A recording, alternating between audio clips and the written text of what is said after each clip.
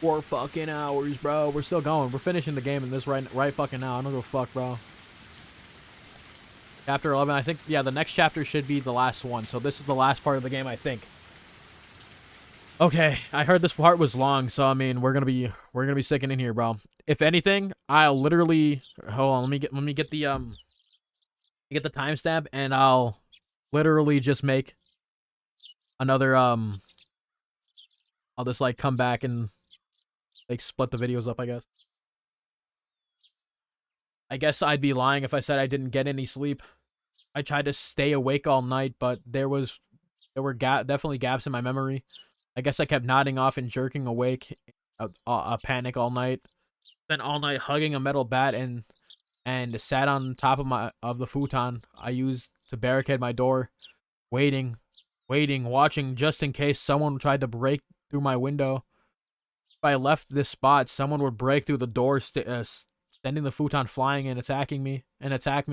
But if I stopped watching the window, someone would break through the glass and attack me. I tried telling myself I was just being paranoid, but I couldn't sleep. The thought of being so vulnerable scared the living daylights out of me. If sleep meant taking that risk, I didn't need it. It was so much better to just stay awake.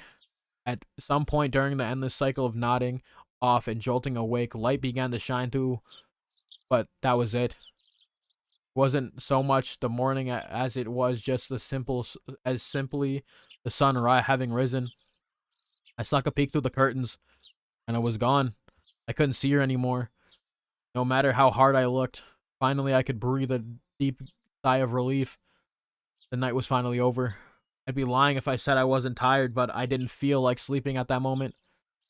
I still had time, but I needed to make my own breakfast, so I better get started soon. Skipping school was also an option. With my mom gone, I'd easily play. It'd be easy to play hooky. Honestly, I debated it. The risk involved in leaving my house was incalculable, so staying holed up here was probably my safest option. But staying here wouldn't solve anything. Oishi-san wouldn't help me without cold hard evidence. Neither he nor my parents. So unless I found some sort of proof, these relentless nights would never end. I stretched my body, tilted my head back, and closed my eyes, just like I did every morning. Guessing I regulated my breathing and I regained my senses. Calm down, KEIICHI MAEBARA. Let's go to school. Let's wait until they set their trap for me. But that didn't mean I was just going to twiddle my thumbs. I needed to avoid that trap and secure irrefutable evidence. Take notes of the plates of any car that drives by. If I see someone suspicious, check their clothes and face. I wasn't just protecting myself, I was preparing myself to turn their attack against them and retaliate. The tension was similar to when two samurai were both aiming to slay each other with a single motion as they drew their katanas. I was not at a disadvantage.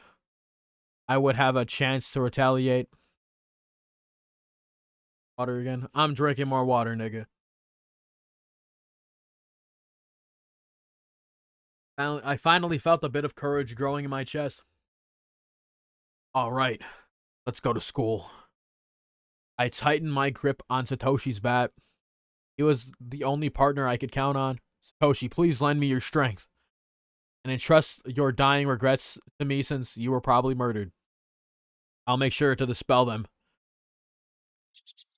With renewed resolve, I checked the clock. It was still early. Of course, I was going to school by myself today. If I didn't want to run into Rena or Mion, I needed to leave now.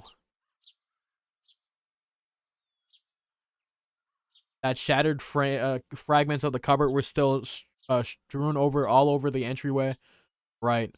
I meant to clean that up last night, but never got around to it. With the phone call and everything. If my parents came back and saw it while I was at school, I would never hear the end of it. Still, I'd be wasting my time if I cleaned it up now, and considering what would happen if I ran into Rena or Mion, it wouldn't be late to clean it up after I got back home. Making extra certain that the doors were locked, I left the house. My uniform was still covered in mud from yesterday, so I left it in the washer Today I was going to go to school in the tracksuit. By wearing a different outfit this morning, my mind was forced to accept that the day was different from yesterday. I had a hunch. Today might be the day I get killed. Keep your guard up, KEIICHI MAEBARA. The only one who gets to decide if today is my last is me. Me, nigga. Me. Ah, okay. Whoa. Okay. That was, I guess I skipped, like, it slowly transitioning. Damn. I spent the morning practicing my swing like it was my natural routine. After a while, Rena arrived at school. Our eyes met, but we said nothing. Rena said nothing about last night, as if it never happened. But I could see that those events were real by the wounds carved into her fingers. I just heard her telling Sadako and the others that the bandages were from her hurting herself in the kitchen. Though it wasn't like that, like it bothered me. The details that Oishi-san shared about Rena's incident before her transfer played vividly in my memory, or in my mind. Now that I knew about it, I couldn't ever dream of Rena as a cute, ideal girl. Kei-chan, I see you're still aiming for the nationals. It was Mion. I had already guessed her approach, or sensed her approach, so I wasn't that surprised. Oh, Mion. Mion, if you understand, then leave me alone. I'm busy practicing. I gave her a curt reply, without my usual jokes. Then I gave the bat an even larger swing, tactfully, keeping Mion from getting any closer. Hey, Kei-chan, take it easy, man. But no. I think Mion got the message, but she still urged me to give it a rest. Homeroom's not that far off, is it? Just let me finish practicing. I swung the bat even harder as a sign of my refusal. Kei-chan, when did you get into baseball? Just recently. Recently? You mean yesterday? Don't ask me if you already know. Oh dear. That's a very sportsmanly-like reply. You're distracting me. Go away. I ignored Mion and kept swinging. Normally she'd get mad or bored and leave if someone gave her the cold shoulder like this. But Mion just stood there, waiting patiently for me to stop swinging. I didn't sense any hostility, but we were at school in plain view. I doubt she'd suddenly attack me here. Or was that too naive? Still, I was starting to get tired. Maybe maybe it wouldn't be so bad to take a break and hear her out. Need me for something, right? What is it? Sweat poured from me as I stopped swinging. I noticed my shoulders were heaving, and as I breathed, I cursed my lack of exercise. At this rate, I might not be able to move as needed when the time came. I should probably keep practicing my swings to build up stamina in addition to the excuse of carrying around for carrying around a bat with me. Well, it's nothing important. If you're tired, I can ask again later. Now it's fine. I'm only dealing with you right now because I judge this situation to be safe. Talking to you alone, away from others, that's out of the question. Well, Mion was uncharacteristically trying to choose her words. But unlike Oishi-san, it didn't look like she was going to talk about something I'd rather not hear. Mion was puzzled, trying to figure out the right way to stay. But then she gave me a hearty laugh to break herself out of that mire. This old man just not too good at this stuff. Having a poor vocabulary hurts. What's this all about all of a sudden? If you have something to say, just say it. Stop it. Stop that swinging. She cut straight to the point. Her request was so frank I didn't understand it for a moment. I had already stopped swinging to listen to her, hadn't I? I just stopped, didn't I? That's not what I meant. I want today to be the last day you swing that bat. I'm sorry. It took me some time to understand what she was asking for. What's wrong with swinging a bat? Why? It's none of your business, is it? I'm not bothering anyone, am I? You are. Mion said it flat out. That didn't make any sense.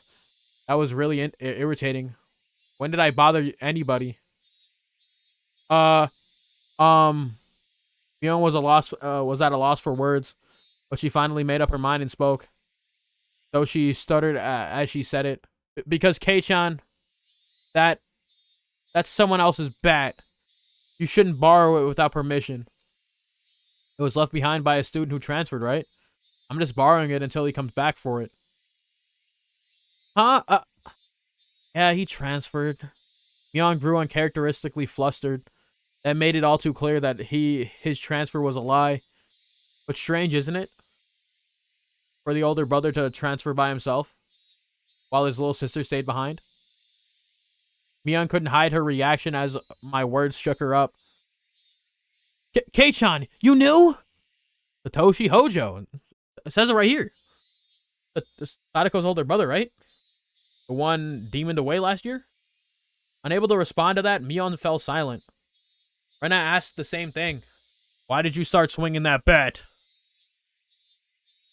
He told me Satoshi did the same thing, practicing his swings right before he went missing. So is this some kind of omen for Oyashiro-sama's curse? Shh! Mion panicked and looked around. Please, Kei-chan, don't mention Oyashiro-sama so recklessly. I don't believe in him, but the others very much do. Rena especially. Dangerously so? Anyway. Damn, bitch, mad as fuck, boy. You're scaring everyone. If you're just fooling around, then stop it.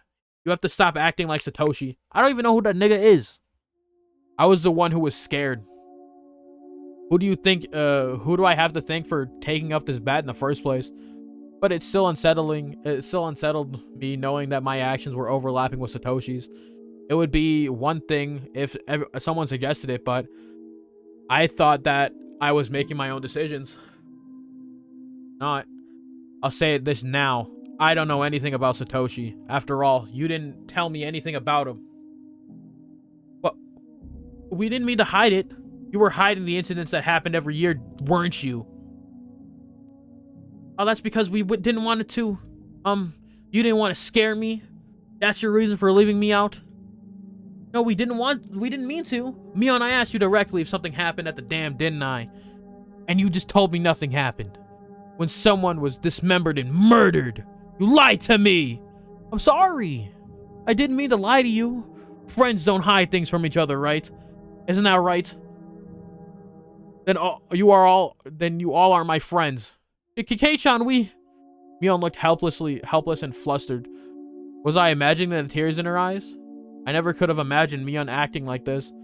Oh, by the way, those get well mochi you brought the other day, they were good. I thought I was going to bleed. Who did it? You or Rena? Me. She admitted to it so easily. I couldn't help but be surprised at how easy that was. You could have killed me. How could you do that to your friend? But it was just a little prank. Mion gave me a wry smile mixed with confusion, causing even more anger to well up inside me. You think that was a prank? I grabbed Mion by the collar and lifted her up. That wasn't the same as putting Tabasco sauce in a piece of mochi. It was a needle, a sewing needle. If I had swallowed that thing and it got lodged in my throat, what did she think would happen? Mion's face froze and her body rattled in fear. This wasn't the Mion Sonozaki I knew anymore. Anyways, you're not my friend. There's no reason for me to listen to someone who's not my friend. So just leave me alone for a while. Got it? Mion wasn't replying anymore. I won't be that easy to erase, you know. The cops won't be able to. The cops have been on you from the start. Yeah, we're just tattling. Hey, bro, that's not something you tell him. That's not something you yap about, bro.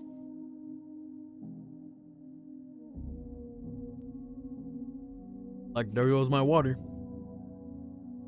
See if I finish this before my fucking throat, like, closes in, I die, bro. So don't think you can make me disappear like you did Satoshi. I said it clearly. This was my declaration of war. I think you guys are suspects in previous incident too. Dog, can we relax? Why are we dropping all this fucking info? We need to not drop all this info, bro. But, you know, too fucking late. Now there's more reason to kill you. I also think that you've spent a lot of time with the cops ever since the anti-dam movement. Don't you, don't think you can hide it from me, got it? How? How did you know?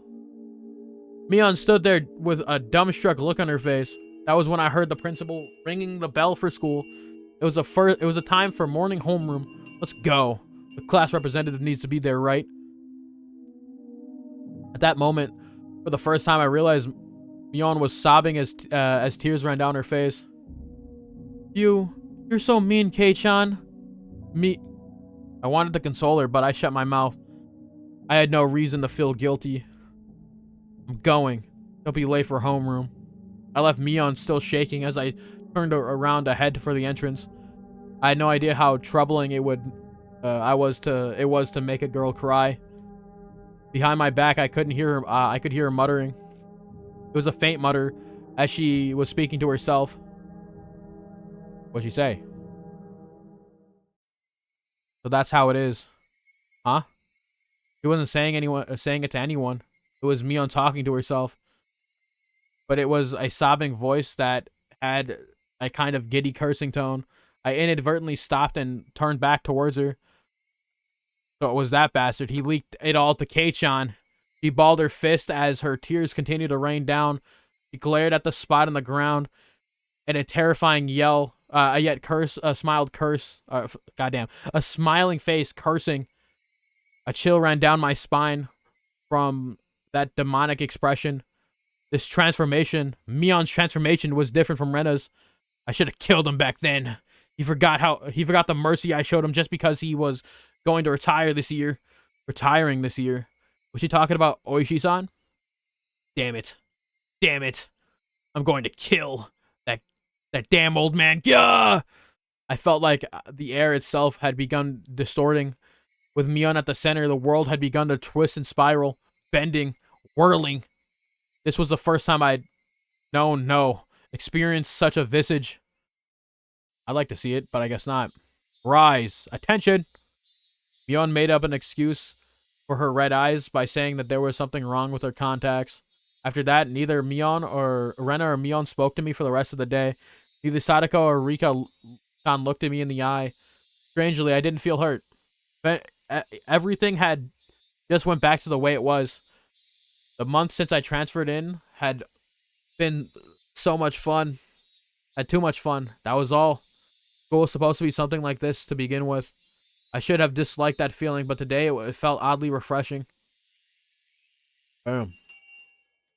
Okay, so yeah, Mion just like, implicated herself, but you obviously have no proof besides her saying it. The bell rang suddenly, sounding the end of the monotonous school day, which had felt so tense yet so dull, since it would cause a lot of unpleasant memories. If they asked me to join the club activities, I promptly started preparing to go home, even without even looking at them. I stuffed the contents of my desk into my bag, wrapped my hand around Satoshi's now familiar bat, and began heading towards the entrance. Yep. I was assailed by both the exhausting relief and that nothing had happened today, and the tiring possibility of the same thing repeating it tomorrow. But deep down inside me, far beneath in the recesses of my heart, achingly I knew this would be the last day of this cycle. I couldn't tell how the ending would be, whether it would end as I wished it to end, or if it would end as I hoped it wouldn't. Regardless, in my current state, there was nothing more important than how things would end. So are you gonna call, bro, or like let him die? It was something I wanted to know. Why did I have to be killed? How did it come to this? Why? For what purpose? The sunlight was relentless. The sun, the heat, even the air. They wouldn't give me my answers, or could it be that the cries of the Higurashi were desperately trying to tell me something? Somewhere mixed in their shrieks, Tomitake-san and Satoshi were probably trying to tell me something. I simply haven't been able to realize it yet. When I do realize it, I wonder if I will be amongst the Higurashi fruitlessly crying to the next victim. Glancing down at my feet, I saw a Higurashi on its back, spasming weakly. Wee wee wee. There was still much of the summer left, yet this one was already chirping its last song. I couldn't tell what it was saying, no matter how hard I listened, but I had to try. I had to try to listen to what it was desperately trying to tell me. At that moment, the shrills of the Higurashi ceased all at once, as if they had been huddled together, fearing that the person who'd brought them to their dreadful fate had arrived. There was no mistaking it. A presence was approaching. The sound of footsteps almost non-existent. If the Higurashi hadn't warned me by ending their chirping, I wouldn't have noticed. My exhaustion left me in a heartbeat.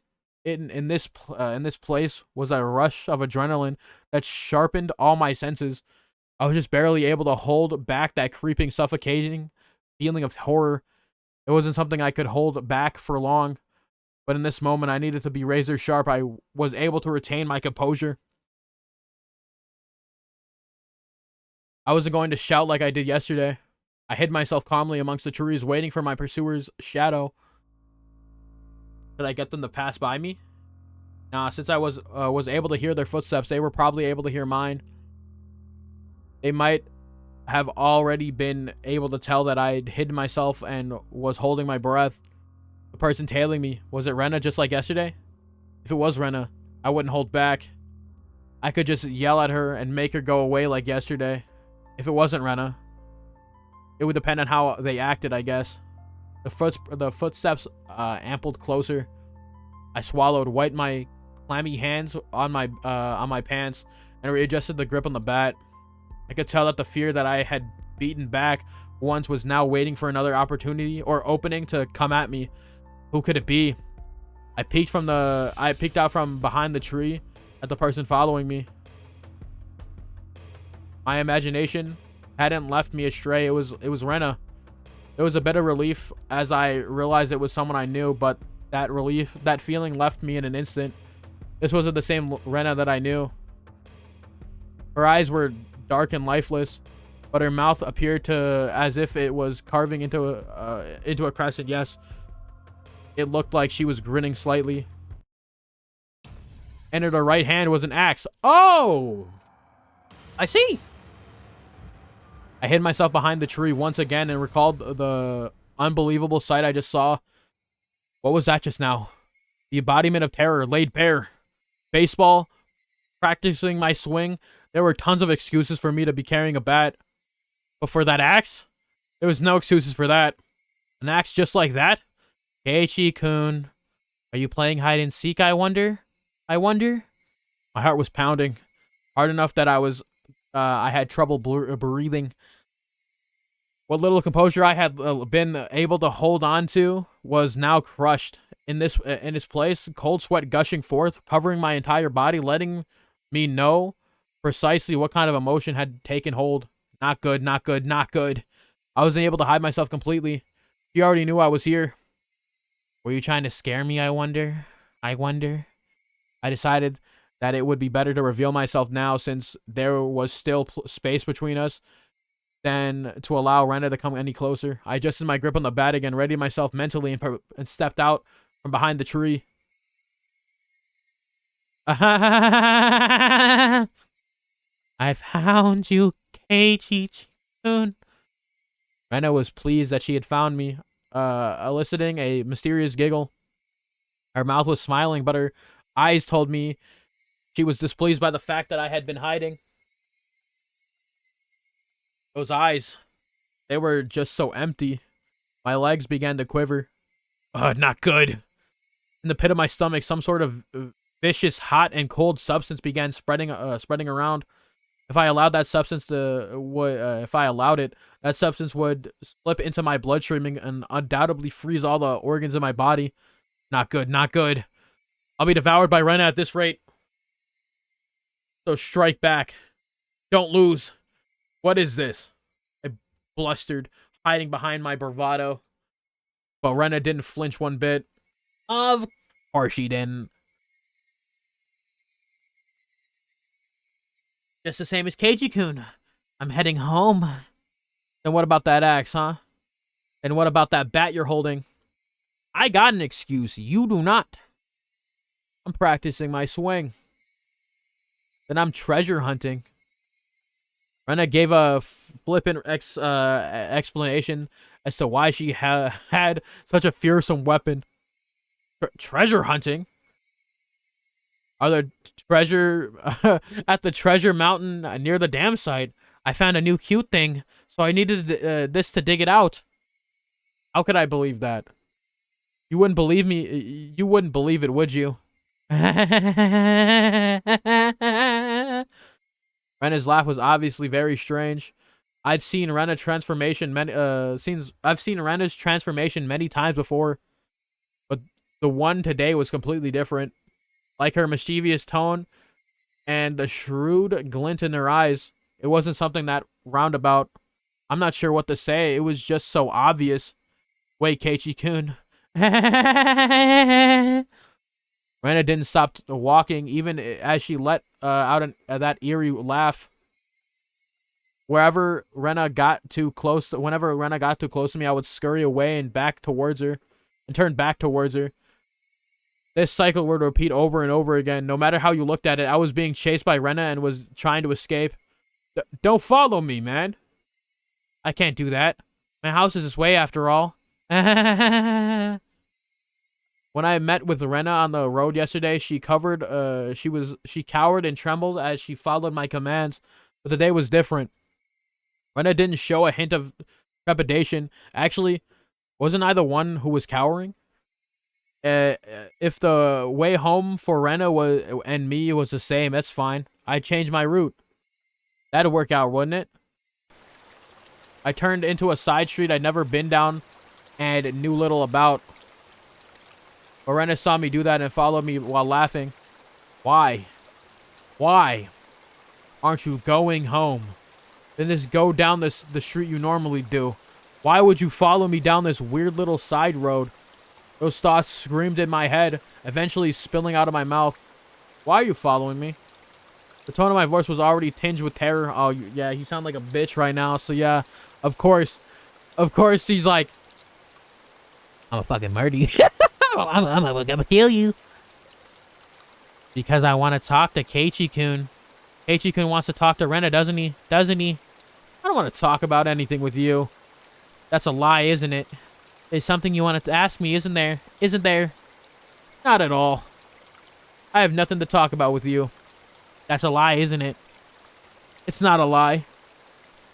Lies! And a scream echoed, startling some nearby birds into flight. I cringed in fear. The only other thing I could do was increase my pace. Let's talk, Keiichi-kun. Talk. Talk. Why was I running down this unfamiliar and deserted street? Doesn't Keiichi-kun have something he was worried about? Nothing at all. I'm not worried about anything. Lies! Even though I was running. Even though Rena was walking. Why wasn't I getting any further away? I know. I really do know. You're scared, aren't you, Keiichi-kun? I'm not scared. I'm not scared of anything. Lies! My breathing grew heavy, and it felt like my legs were giving out from beneath me. Rena wasn't even breaking a sweat. I'll listen. This time I'll listen. I had no idea what she was talking about or what exactly she wanted to do. This time I'll listen. It'll be different from the time with Satoshi-kun. When she said Satoshi's name, I turned back for a moment. But even as I did, Rena was still advancing. I couldn't afford to stop. Satoshi-kun was worried too. It looked like he was having such a hard time. But I didn't listen. I was so sad. Where did this street connect to? All these twists and turns, ups and downs. Son of a bitch. It was hard to believe that this was even remotely in the direction towards my house. My sense of direction has long since gone out the window. I really regretted it when Satoshi-kun transferred out. I thought that if I had listened, he may have not transferred out. I really regretted that. And we're going in the forest. Dog. I would have took a brisk walk to the city, bro. Fuck how long it took, bro. I'd have been like, well, if you're following me, you're following me to the city where a bunch of people can see you. It got me fucked up, bro. I don't give a fuck how long it takes. The road led me deeper into the forest. Wasn't I getting farther away from the village the more I ran? I lost more and more of my composure the more I thought about it. But despite the realization, my inner self was disturbingly calm. So you see, I vowed that if there was someone struggling like Satoshi-kun did, I'd save them. I don't want to see anyone transfer out again. Damn it! What does transfer out even mean? I won't let you transfer me. I won't end up the same as Satoshi. Come on, Keiichi-kun, talk to me. I'll be able to understand. You, Keiichi-kun. I'm your ally. I started wheezing out of breath. My lungs were so hot that they felt like they were going to explode, and my heart was beating as fast as it possibly could. I should have practiced running instead of my swing. I couldn't afford to scoff at this stupid thought. If Keiichi-kun doesn't have anything to worry about, he'll go back to normal. Everyone will go back to being friends, and we can enjoy club activities again. Next time, we'll team up and beat Michan.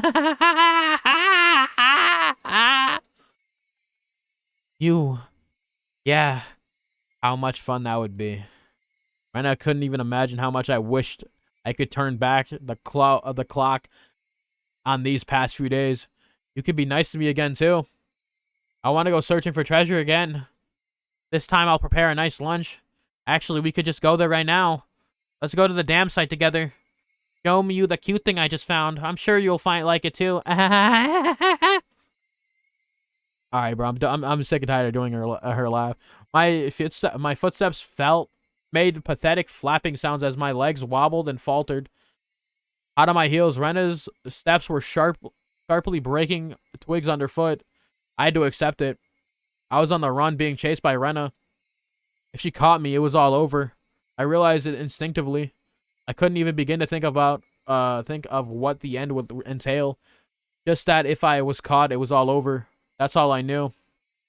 It didn't matter how it was going to end. I wouldn't let it end. Now without knowing anything, not yet. The momentary lapse was all it took. All the things that could have happened, my knees buckling underneath me, and I crumpled towards the ground. I tried to stand frantically, urging my legs to respond. I used my bat as a makeshift cane to prop myself up, but Rena was already standing right in front of me. High key, punch. Compared to me, out of breath and utterly exhausted, Rena was so cool and composed, and that she could have froze the air around her. She wasn't breathing hard at all. Rather, I couldn't even sense her heart was beating.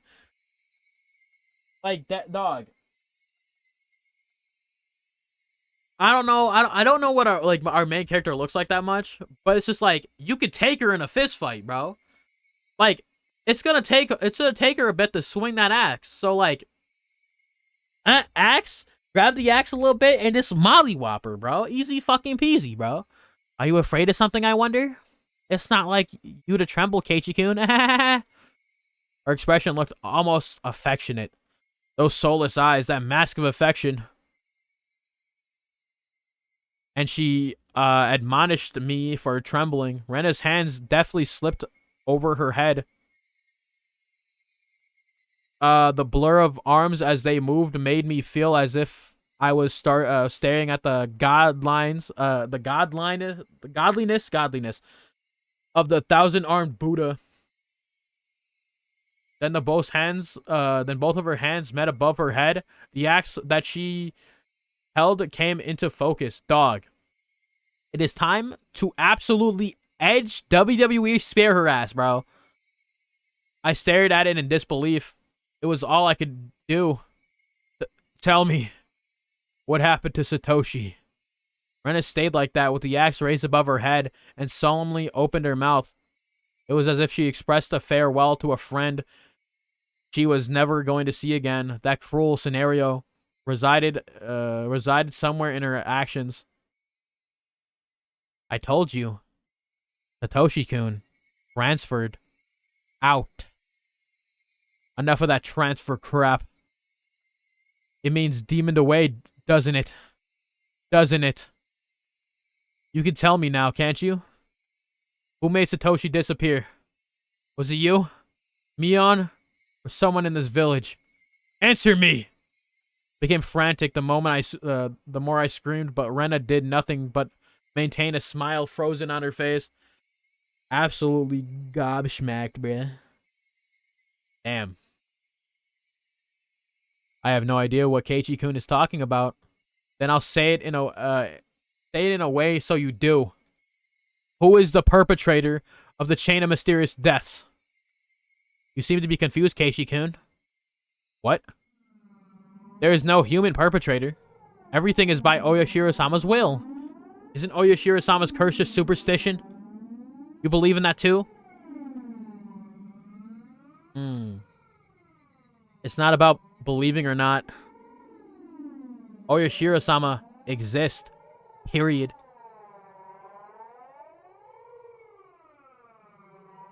Rena's gaze grew even more gelid.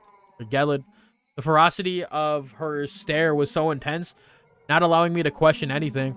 There's just no way something like Oyashiro-sama could exist.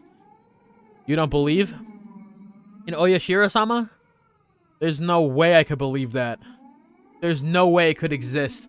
It exists. Oyashiro-sama exists. KEIICHI-kun should have felt it personally. What? I never felt something like that.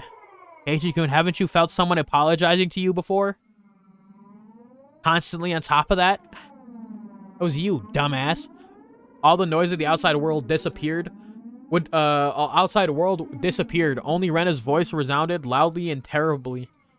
You see, until you forgive them, they'll always be with you. At school, at home, at your bedside. I couldn't understand what Rena was saying. It came to me too. Oyashiro-sama did. That's why I transferred and came back to Hinamizawa. I don't understand. I don't understand. What does transfer even mean? What was Rena saying?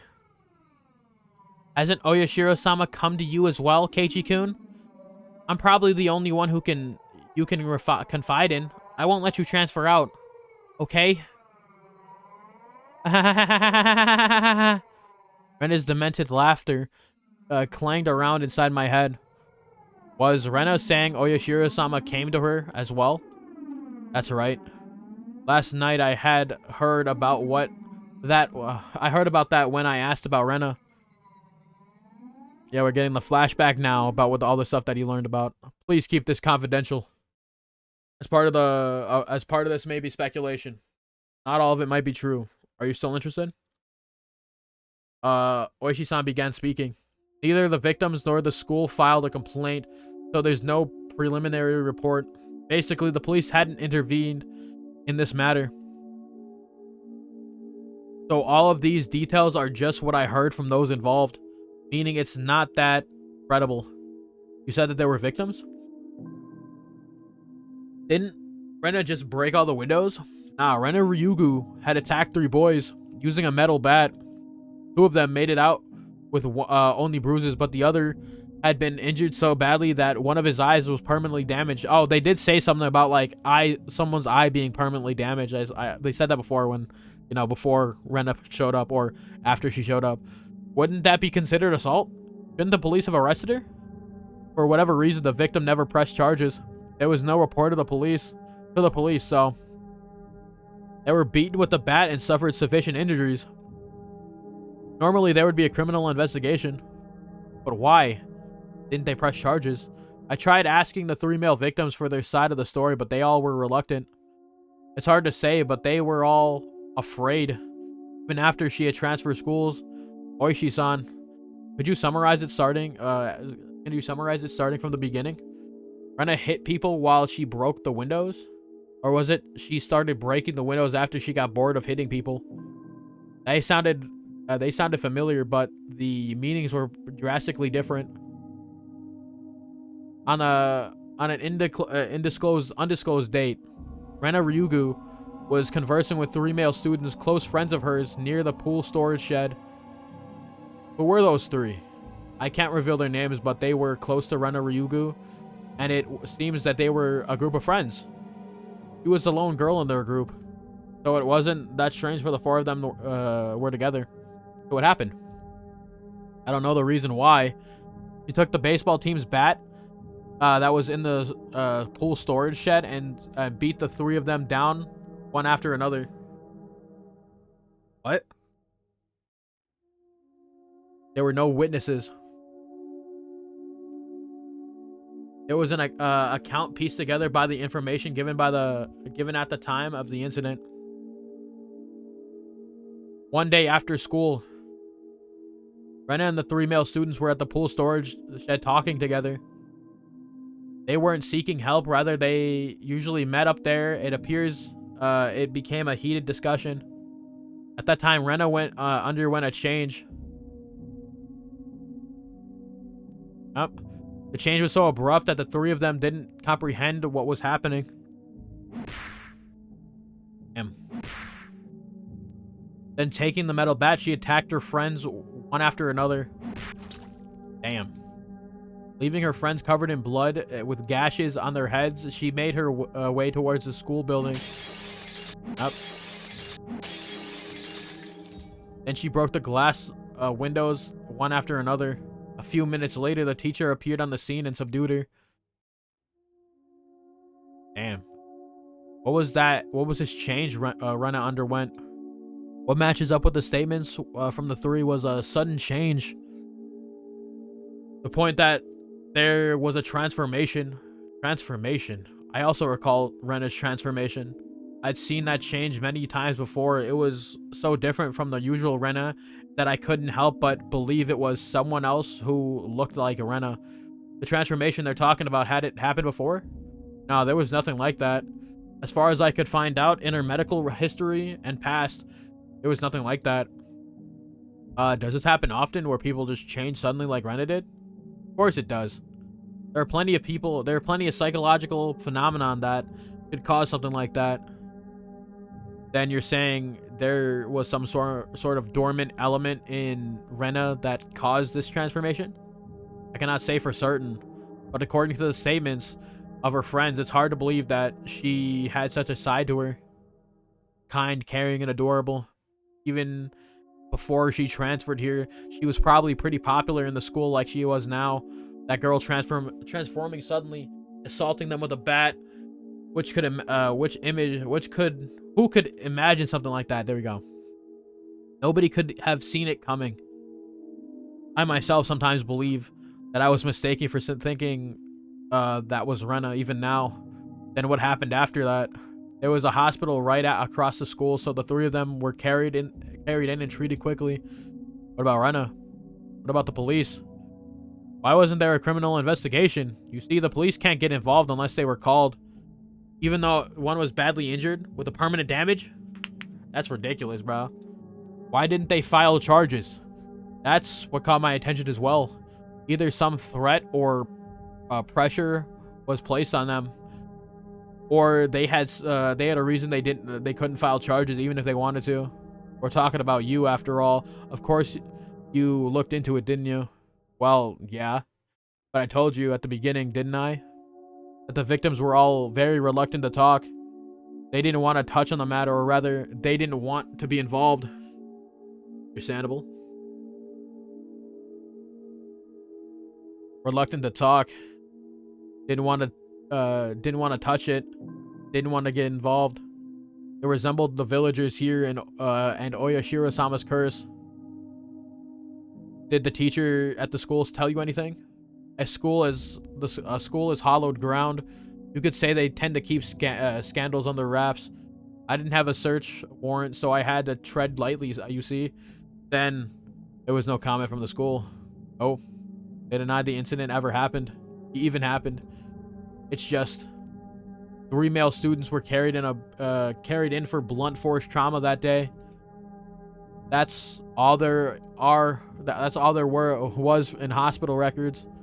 The victims didn't speak. The school denied it happened. Then you don't know anything at all. Yeah. No, nothing other than the incident itself had taken place. The victims also wished the incident to be kept from the public, so you and I both forget about it. Maebara, then the incident will probably just fade away. For a brief period, we sat in silence.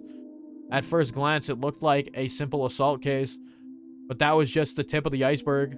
The depths were obscured by roiling waves. Yeah, roiling waves, sinking quietly into the void as if it never existed to begin with. After that, she was suspended by the school, and during that time, she underwent psychiatric counseling. Hear anything from that doctor? Again, they were professional. They were very professional in regard to their ethics, or at least very tight-lipped. Nothing even after you showed them your badge? I was told to get a warrant. The badge itself has no legal binding authority after all. Then how did you know that Rena confessed that it was Oyashiro-sama who did it? There was a nurse I asked in the department. She agreed to help me just from showing her my badge. Then what did she say? Turns out the nurse hadn't heard anything. Heard everything. Apparently, all she remembered was that she overheard from the room. The nurse said that at the time, Rena Ryugu was very calm and mild-mannered. It was more like she was confessing her sins at a church than a counseling session. Okay. She spoke with her mother more than a mother there for some of it, but partway through, her mother was asked to leave, so it became private counseling session between the doctor and Rena for a while. The part with Oyashiro-sama, when did that pop up? Partway through. She screamed the name suddenly. That startled the nurse, and that's why she started listening. It was Oyashiro-sama! Rena suddenly shouted that. I had no idea what was said before that, so I had no idea what the meaning behind it could have been. The doctor calmly and collectedly asked Rena to have a seat. What is this Oyashiro-sama you speak of? Gently, ever so gently. Fundamentals of counseling. We're believing what you were told. Whoever abandons Hinamizawa will be hunted down by Oyashiro-sama. And they finally gotten to me. That's the town you lived in before you moved here. Isn't that right, Ryugu-san? I didn't want to move, but because of my mom and dad's circumstances, we had to. But Oyashiro-sama wouldn't allow it. Ryugu-san must have lots of friends in Hinamizawa. Even now, you must be missing them dearly, don't you? Don't you think? I want to go back to Hinamizawa. No, it's not that I want to go back. I have to go back. I should have gone back much sooner, but now it's too late. Oyashiro-sama has come. Oyashiro-sama is the god in Hinamizawa. Isn't that right? Everyone knows it's Hinamizawa's guardian deity. Okay. If you ever try abandoning Hinamizawa by leaving, you will incur his wrath. You had moved quite a while ago, didn't you? Then it was just now that this god had arrived. Is that what you're saying? You might not believe me, but Oyashiro-sama exists. The nurse was then asked by another nurse to do something and left the room. That was all she remembered. I see. Weird as fuck. Then it was Oyashiro-sama's doing right. I do believe there is some sort of kind of superstition in Hinamizawa. Then if you leave the village, then you will incur Oyashiro-sama's wrath. You should be familiar with this part, Maebara-san. I know very well what those scorned by the village incurred. To hinder the dam construction project, they cursed the construction foreman to his death. Yeah. Then the following year, Sadako's parents, supporters of and leading advocates for the dam, were cursed to their death. But this was the first time I'd heard of the curse incurred by leaving the village. Damn, now you can't even leave, so gotta get this done. This is my first time hearing that. I can understand outside threats being cursed by the village, but why also villagers who leave? Normally people who leave the village aren't supposed to be cursed, right? I know it's a bit strange to say, but I could see it as a rule for a rule that the people who come in are the ones who are cursed, who would be cursed. Far from Jupiter, far from his thunder. Curses weren't something to chase after people that leave, right? Were they? Oshi-san pondered for a bit over on the other end of the receiver. They began speaking again. I told you a long time ago, when Hinamizawa was called Onigafuchi, didn't I? I recalled hearing that. Long ago, Hinamizawa was feared and respected as a village of ogres. The villagers at the foot of the mountains worshipped the ogres. So Onigafuchi was hallowed ground that you could never enter. It came to be said that if you entered carelessly, you were cursed by Oyashiro-sama. Those who set foot in Onigafuchi, in other words, Hinamizawa, would be cursed. I could understand that. Yeah. That makes sense. Like, what? Okay. I know that. But for leaving to also be no good, that's also the ogres you see. They were being strictly watched by Oyashiro-sama, so it would not enter into our world. In other words, Oyashiro-sama probably restricted interaction between Onigafuchi and the rest of the world. I see. Finally understood what sort of thing Oyashiro-sama was. So basically, Oyashiro-sama is more like a warden than a protectorate deity, right? I guess. Trying to keep the place isolated from the rest of the world. Guess that's how it is. How it would seem. I'm sorry, I don't know very much myself. This is mostly what has passed on to me from my grandmother. I can understand it a bit better if it was like that. Those who came to Hinamizawa would be cursed, and those who tried to leave would also be cursed. So because Rena originally lived in Hinamizawa and moved away, she fulfilled the requirement for being cursed. So that means because Rena moved away against his wishes, he was cursed by Oyashiro-sama. What it adds up to? Or that seems to be what it points to, I guess. As a matter of fact, soon afterwards, they did come back. They did move back to Hinamizawa after all. Those who abandoned Hinamizawa and left were cursed. But then, why only Rena? Shouldn't Rena's parents also have been guilty of the same transgression by moving away and have been cursed? Also, in this day and age, Japan shouldn't there be a lot more people coming and going? Every single one of them was cursed, then it'd be insane. But in reality, it wasn't that big of a deal at all. At most, there would be one person dying and one disappearing on the day of the Watanagashi. I don't like saying at most, though. Well, anyways, there's a lot I still don't know. Even if it was Oyashiro-sama's curse, it doesn't add up as to why her classmates, the victims who were beaten with the metal bat, wouldn't press charges. You don't think the victims were cowering because they believed that a terrible curse would befall them too, do you?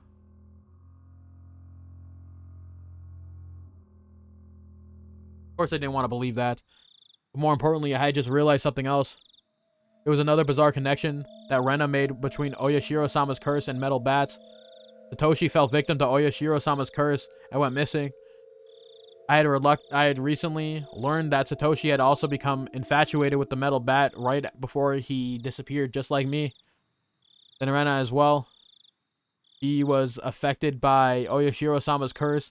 She confessed that much to the doctor, and the weapon which she used at the time of the horrendous act was again a metal bat. Finally, me. I'd encountered various things that were inexplainable, and now I was holding onto that metal bat, or onto a metal bat. I was shocked when I learned that Satoshi did the same thing. It couldn't be. Had the same thing really happened to Rena? But there was a critical difference between her and Satoshi's case. That being, Satoshi went missing after falling victim to the curse, but Rena was still here. Both of them had fallen victim to Oyashiro-sama's curse, yet they were met with different outcomes. And finally me. I couldn't call it a coincidence anymore. Rena, Satoshi, finally me. Could it be that I really was under Oyashiro-sama's curse right now? Nah, more importantly than that, what should I do now? Satoshi had been demoned away, vanished without a trace. Rena was fine. Fine? Rena had undergone a change. I could only believe that there was something that wasn't Rena residing within her. And here right now, I was standing before me. Yeah, I was waiting for us to go back to this because, like, damn, we were on it before, bro. We were on that for a minute. Rena, please tell me. What will happen to me? Rena stood imposingly, not answering. Toshi disappeared. But Rena didn't disappear. So what will happen to me? I never heard such an unpleasant laugh before. It had become akin to the sound of her breathing. It was no longer a voice of an expression of feeling. Don't worry. I'll save you. Rena took a step forward, still holding the axe high above her head. Now then, one step closer, Rena's face spread out to fill my vision. Speak. One step closer. Rena's nose was close enough to touch mine and was still pushing closer. There's something you want to say, isn't there? I'll listen. I'll save you, okay? Speak, okay? Speak, okay? I slumped down, landing squarely on my butt. It wasn't for some pathetic reason. It was all so I could get as far away from Rena.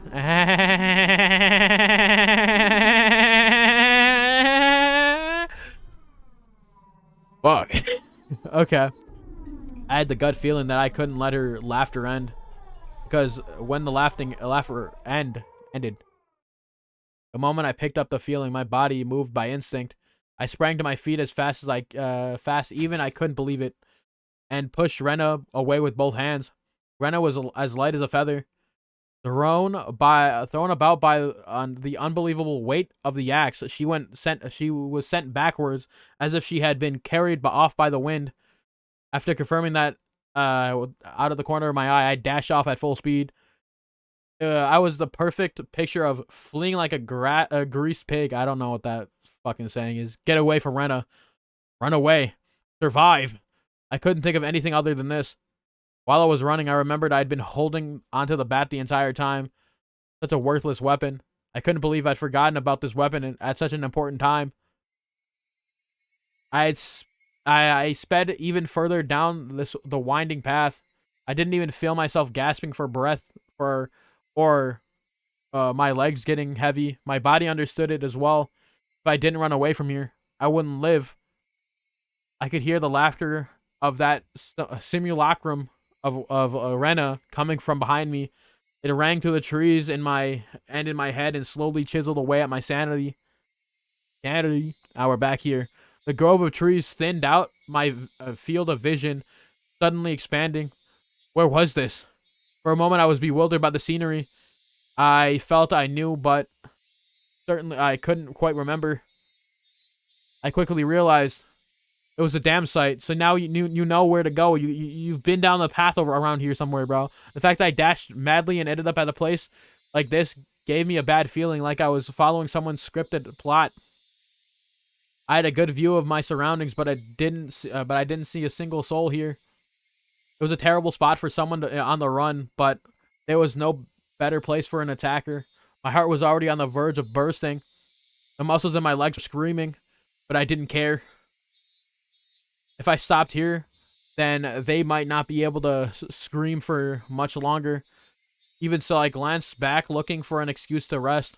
Rena wasn't there. That I saw two villagers walking around. I breathed a sigh of relief if that it wasn't Rena, but a third party. Except the voice inside my head rang the alarm once again. Villagers walking around weren't suspicious in of himself, but it bothered me. They both wore rough-looking clothes.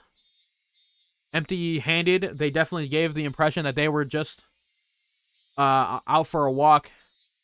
But at this time of day, two adults wandering around without a purpose, it was enough to raise questions. But more than anything else, those eyes, they weren't chit-chatting while walking. They were both silent, heading forward, looking at my direction. Was I at the end of my rope and I finally started imagining things? I should run away. That was probably the best choice. If they weren't involved, I'd lose them easily by running. If they were part of a group after me, then they would come running after me. Either way, unless I hurried up, Rena would catch up with me.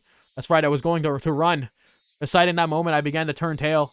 Both of them rushed towards me. Both of them rushed toward me as if they knew exactly what I was thinking. Somewhere inside me, I had jumped to the conclusion that Rena was the only thing I needed to be afraid of. I made the assumption that I didn't need to fear anything else. But right now, I realize just how blatantly wrong I was. Suddenly, the story Oshi-san told me about demons all leaving the village to hunt prey floated floated through the back of my mind. I could tell that they were both coming after me without even turning around because of their frenetic footsteps.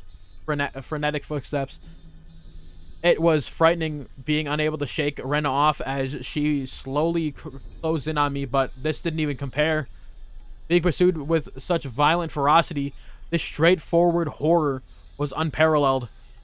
One of the pursuer's arms grazed my shoulder. Oh, fuck no. Now it wasn't just their frenzied footsteps, but also the distinct sound of their breathing that I could hear. Now I could practically feel them breathing on me. They were already right behind me. Calm down, KEIICHI, MAEBARA. Still running at full tilt, I feel the surrounding area go still. No. It felt like that time itself had stopped. I turned my head back slightly in this frozen world, realizing that one of my pursuers had gotten me. I couldn't win against the legs of an adult. In less than the time I would take to blink twice, when the frozen world began moving again, they'd be right on top of me. And then... Don't think about that, KEIICHI. First, realize that you won't be able to shake them off like this. In fact, if the fact that you can't get away was a given, then you need to make a decision. Go with the right leg or the left. Just need to decide which one. Let's go with the left. The moment I decided that, the temporal singularity burst into pieces. Right.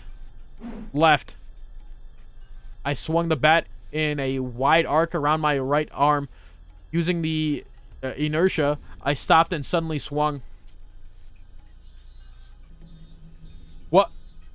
The two of them were clearly startled, momentarily losing sight of me, both of their outstretched arms ready to grab me instead. Grasped at empty space. The man on the right, I applaud him being able to figure it out, spun around in the spot I shouldn't have been, and faced me with astonishment. But it was too late. I didn't even need to swing my bat. All I needed was to extend my arms as I turned around. It was by no means a heavy blow, but it seemed to be enough power behind it to knock him off his feet. But just knocking him down wasn't enough to scare him. He got back up in no time. Both of them took a fighting stance and were ready to face me. This made me certain that they were just two people out. That they weren't two people out for a walk. They were clearly after me. It felt much easier than dealing with Rena. Just by not recognizing their faces, by not knowing them, it made things easier. I smiled wearily on the inside. What do you want with me? Next one is going to be right in your face, you bastard. It's fine if it's just a bluff. By barking out at them, I was able to fire myself up. They didn't respond. They spread out to either side of me, unbelievably calm expressions on their faces. One of them would grab onto my bat and the other would hold me down. What was their plan? Taking both of them on at once would be impossible. Hot sweat poured from every pore in my body. Then I'd just have to settle it with the first move. I'd step in and strike the first one down, narrowing my target down to the man on the right, who had already been knocked down before. I stepped in and swung with all my might. There was no way for an unarmed person to guard against it. It could cause immense damage. If they blocked it with their arm, their bone would snap like a twig.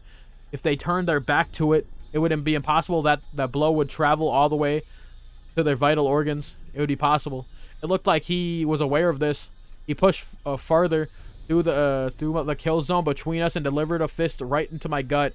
Not good. This was with this distance, in this position, and in this state, there was no way for me to dodge it. I've just ate it, bro. God damn! Now you're literally getting jumped by two old niggas. The world flipped upside down. I understood that I was being tossed around like a rag doll.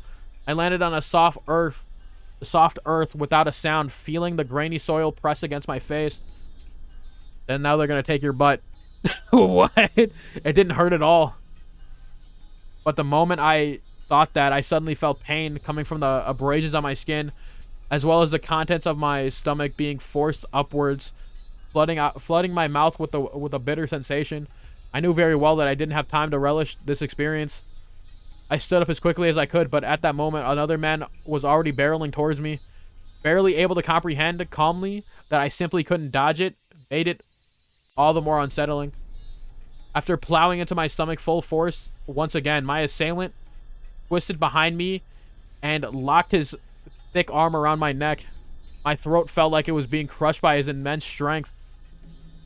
I couldn't even contemplate that I was being strangled or that I was going to go unconscious. My vision simply darkened and a silent whining noise began playing deep inside my mind. It took everything I had to keep myself from blacking out. While this was happening, another man was more than likely standing in front of me. I wasn't able to open my eyes, but I could feel that he was there. There was nothing I could do now. Unable to shake this arm off me, I couldn't run, I couldn't fight back. Dire straits. I couldn't even come up with a phrase that adequately described my situation. Deputy's going out. Fuck. This is bad, bro.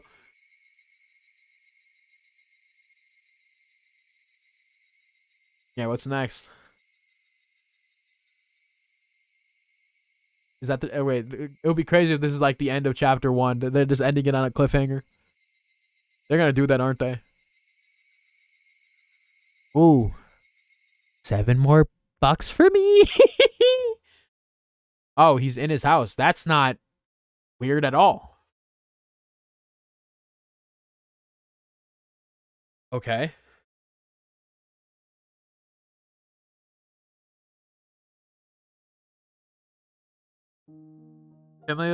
Familiar ceiling. The smell of bed and pillows. I knew them well. Was this my room? Normally there wouldn't be anyone in my room besides me, but their presence made me spring wide awake. When I did that, a pain shot through my entire body. Feeling all... Oh, yeah, fuck off. Yeah, fuck. Get out of my house. Get out of my house, mate. Get out of my house, mate. Nah, dog. I still don't feel... This only makes it feel even worse. Because, like, now you're able to just, like... Now you're in my house. I think you'd better just lie down for a bit. I was running in my room. Blood began to surge through my muscles and my capillaries. But Rena's smile belonged to the Rena I knew well. I knew I shouldn't let myself feel this way, but I relaxed, thinking that this version of Rena was safe. Why am I... Don't you remember? After losing consciousness, nothing at all. My body had become more lethargic than I could ever even have imagined. I guess that would be the expected outcome after exerting everything I had back there. I tried to at least clear my mind or clear my head, but I just couldn't shake the sluggish feeling out of my mind. I called the doctor. He should be here soon. Think it'd be better if you just lied down until then. I wasn't injured seriously enough to merit calling a doctor, but knowing that someone impartial was coming was slightly reassuring. Why am I here? I'm sure I was at the damn site. That's what I want to know. What happened? You fucking capper. Fucking straight-ass liar. When I got there, KEIICHI was already passed out. That's why I'm the one who wants to know. I was attacked by two weirdos. As I talked about it, I finally remembered that what happened right after I passed out. Recalling the memory and the terror that I went along with it caused the fogginess around my head to clear right up.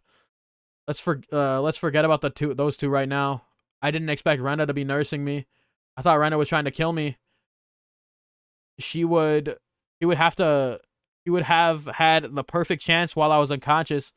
Not only did she not kill me, she had nursed me back to health. Amazing, you could drag me all the way back here. Wasn't I heavy? Looking at Rena's delicate frame, it was hard to believe that she had not only gotten me back home, but even dragged me all the way up the second floor. Did she have some help? Don't remember, Keiichi-kun? Rena appeared a bit surprised, but still kept her smile. I only propped you up on my shoulder. You said you could walk on your own and that you were fine. Yeah, this never fucking happened. You don't remember? I didn't remember. My memory was fuzzy after the point where I lost consciousness. What about those two? Huh?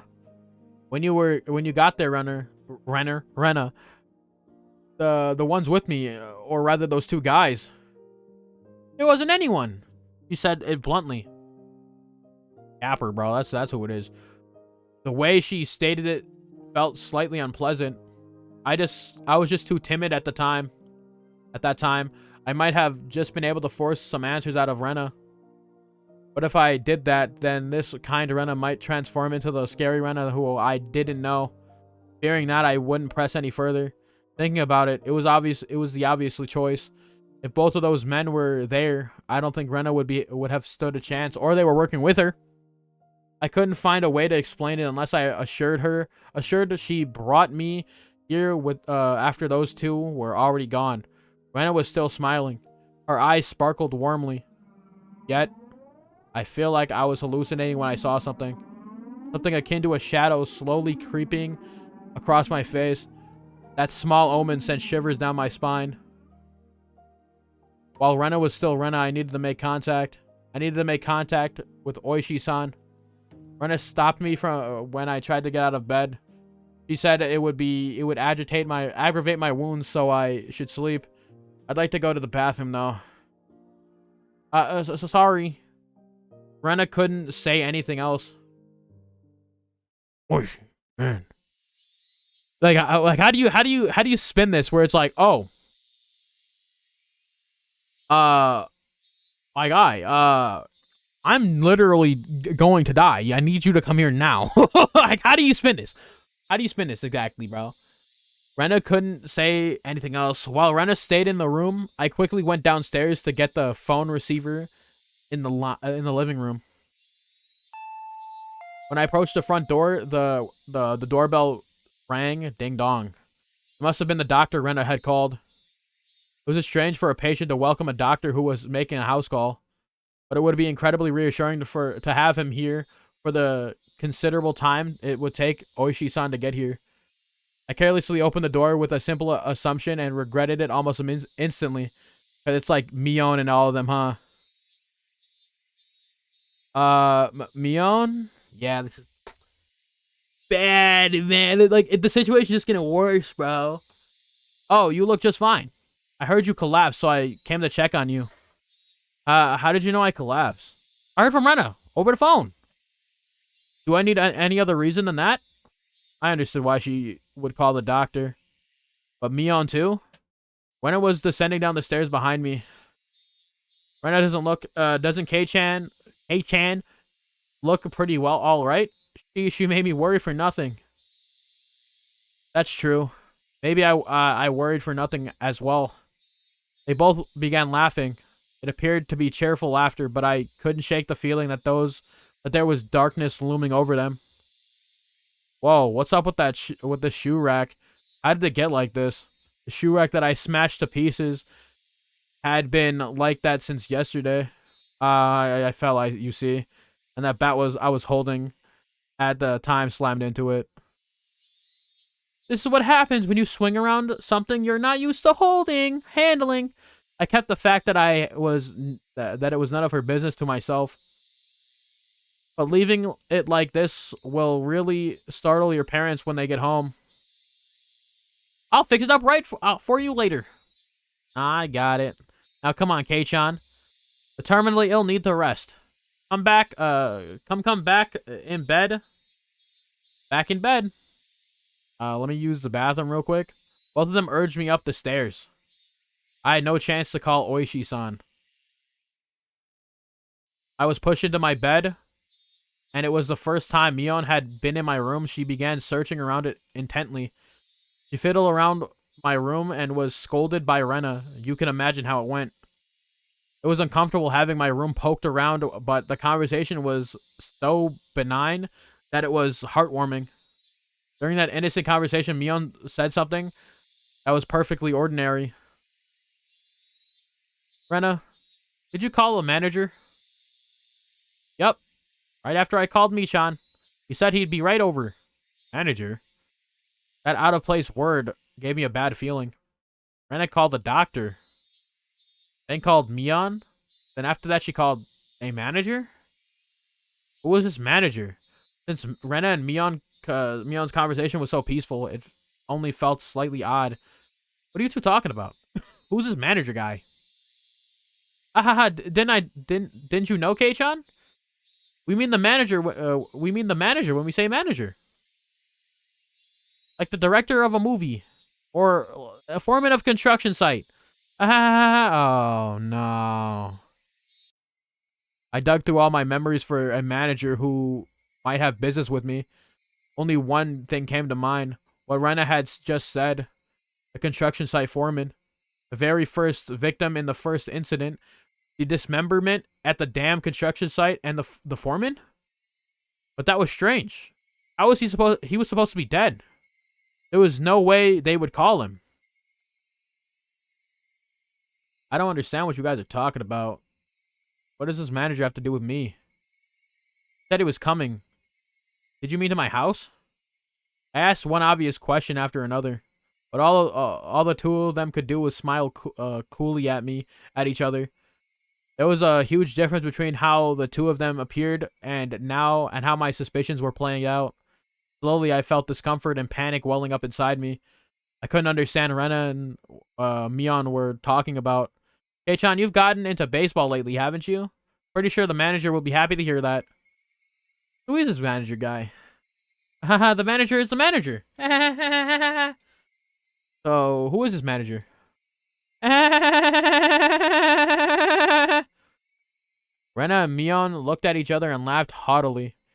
That disturbing cackle unpleasantly resounded around me. That laugh, long enough to be unsettling, ended abruptly. Oh yeah, we should finish up before the manager comes. Remember, don't you, Kei-chan? Her face laughing, but Mion's eyes told a different story. Remember what? Kei-chan, I've forgotten. I wonder. About the penalty. Did you really forget? The homework with the mochi? Homework. Where were you supposed to guess which one Rena made? You've forgotten about the homework, didn't you? I certainly did have that homework. But I had thrown away the rest of the mochi after and found the sewing needle. So I wasn't able to answer which one Rena made. The penalty for that. Why now? Yep. Maniacal laughter, yep. No doubt my question was written all over my face. Her answer to my question was that dry laughter. I could no longer make heads or tails of anything. I began to think that this entire day was somehow insane, strange, incomprehensible. Being chased by Rena, attacked by strange men, the penalty Mion and Rena were talking about. Maniacal laughter. What were these two laughing at? It didn't take that long for me to realize I had been dragged into an abnormal situation. Who were these two? Who were these people? Who were these doppelgangers of Rena and Mion? Rena had gotten behind me at some point. Why was she pinning my arms behind my back? What are you doing? Don't move. This is your penalty. Ashley got. My body was already very sluggish, and Rena pinning my arms made it even much more harder to move. I seriously tried to struggle, but she wouldn't even budge. My panic began to well up, and I realized this was well beyond the realm of jokes and pleasantries. This freakishly monstrous strength. I knew she had fucking crazy strength, bro. It would have been impossible for Rena that I knew. Then these thin, frail arms grasping me firmly. Whose arms were they? Kei-chan, no struggling. Club rules. There are no exceptions. You can't fight against the penalty. Mion, no, that thing that looked like Mion spoke to me like how Mion would speak to me. But I was certain that that thing was not Mion. Someone who wasn't Mion. Someone who was pretending to be Mion. Need to finish up before the manager comes. Mion fished into her pocket to pull out something bizarre. I could tell what it is just by looking at it, but for such a thing to be in her pocket, my mind wouldn't accept it. What is that? It was a small syringe. It was a small, clear syringe, like what a doctor would use when you went to him when you were sick. Rena held me even tighter, and I could hear the clattering laughter with no longer sounding that no longer sounded like laughter blaring into my ears. That eerie laughter that isn't something that the Rena I knew would ever produce from her own throat. This was the thing that was pretending to be Rena. Was this their real laugh? Unable to defend myself, the syringe Mion was holding drew closer, and that needle tip was waved in front of my face countless times. Don't worry, don't worry. It won't hurt. It won't hurt. What are you planning to do? What kind of sick joke is this? What are you saying, Kei-chan? You know exactly what's going on, don't you? About what? I don't understand any of this at all. I know you know. No use playing the fool. This late in the game. Stop talking nonsense and try to confuse me. You're going to have done to you what happened to Tomitake-san. Oh. What? The same as Tomitake-san? Oh yeah, the craziness. I didn't really understand what she meant. What did she have to do with this syringe? What did it have to do with the syringe? You're playing dumb, Keiichi-kun. You should have realized it by now. Rena whispered into my ear, laughing as if to admonish me. But even the way she spoke was repulsive beyond compare. Playing dumb? Me? About what? What do you mean the same as Tomitake-san? Clawing at his neck, boy. We know. Everyone thought at first that it was a hit and run. Except when the officer got closer to check that if he was still alive, he noticed it wasn't a normal situation. His throat was scratched out from a knife or something. Nah. Nails. Nails? Nails isn't fingernails? With those gouged through? You could do it. It's very possible. That's right. Tomitake-san had clawed out his own throat with his own nails and died. There's no way someone could die like that. So then for that to happen, we thought drugs were to blame, but nothing of that nature was detected. That's right. The police didn't find any drugs in Tomitake-san's system.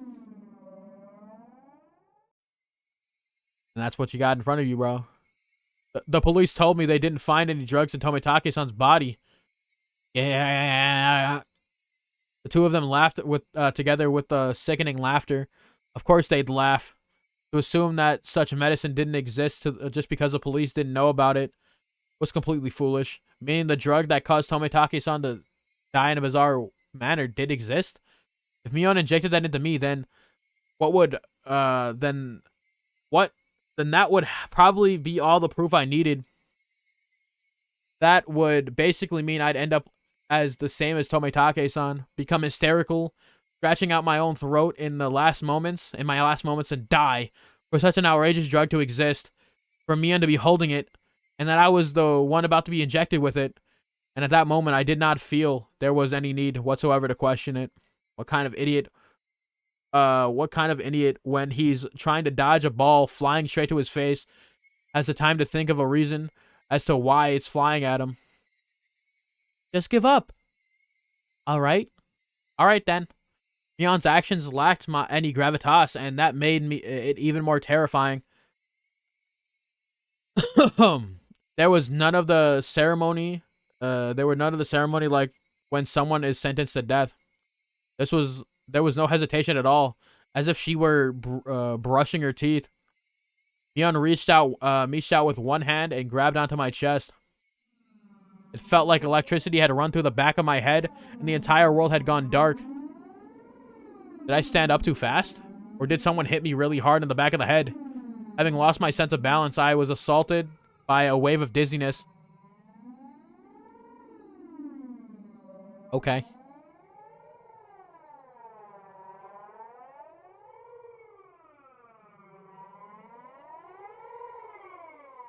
That's how it's gonna end, isn't it? Bro, no, we got more. We gotta have more. Come on.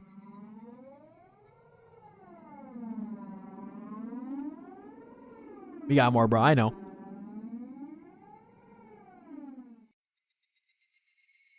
Squatted down for a bit. When I came back to my senses, my entire room had changed drastically. The numbness in my head was gone, and slowly I could tell blood was flowing to my extremities again. How long had I been squatting here? How many minutes? Or has it been hours? It was almost as if the hands on the clock had stopped moving for an entire time. My eyes were closed. That's how little time had passed. Really? The air in the room wasn't filled with the madness from before. Only a dull silence. Rena wasn't there pinning my arms, and Mion wasn't there about to inject me with a needle. No way. Could it be? All of it was a hallucination? There was no other presence in the room besides my own. It was the weirdest experience I've ever had. I was certain. I was certainly with Rena and Mion. I doubted my sanity for a moment, but I was also seized with some sort of comfort. Haha, I guess that terrible ordeal was a hallucination. Either Rena or Mion, they wouldn't ever do something so terrible. My head grew hot. I could tell my emotions were welling up. Why? That wasn't the reason to cry. Why? It was sorrow. Why was I so sad? I didn't understand. I don't understand. Kind to everyone, not discriminating against age or gender. Mion. That Mion was sprawling by the window in an unusual pose. Sprawled by the window in an unnatural pose. Blood stained her as a deep red from her head down to her chest. The bright crimson smeared on the walls that splattered had undoubtedly come from Mion. He always had that bright smile and was kind to me from the day I transferred. Rena.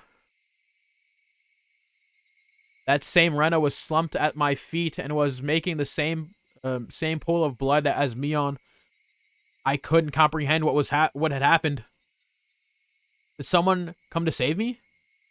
Then they beat these two down with this metal bat? I finally noticed the weight in my right hand. How long had it been there?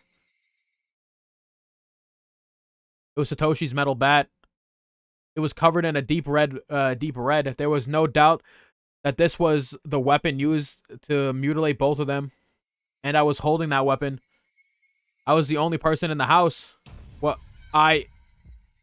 Looking at this objectively, I couldn't think of anyone other than myself who could have done it. I did this?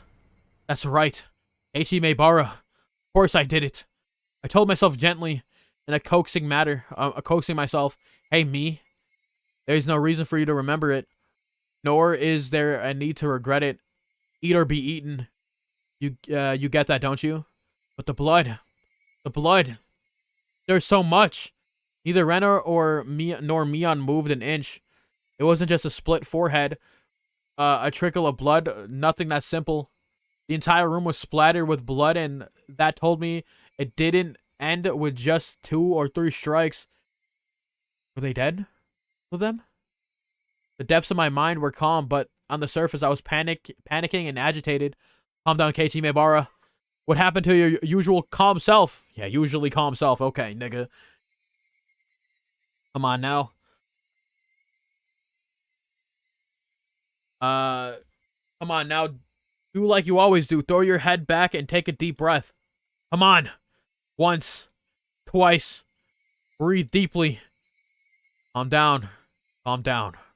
I chanted that over and over in my head and relaxed.